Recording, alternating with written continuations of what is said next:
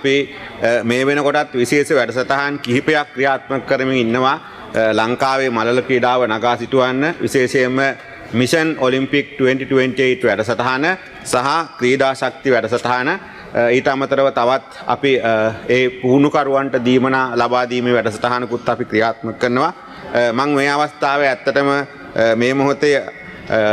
යෝන් ආසියානු යෝන් ක්‍රීඩා උළෙලේ රන් පදක්කමක් දිනා ගන්න ලහිරු අචින්ත ක්‍රීඩකයාට සහ නෙත්මි ගිම්හානි ක්‍රීඩිකාවට සුබ පතනවා. මොකද මේ ලහිරු අචින්ත ක්‍රීඩකයාත් අපේ ක්‍රීඩා ශක්ති වැඩසටහන යටතේ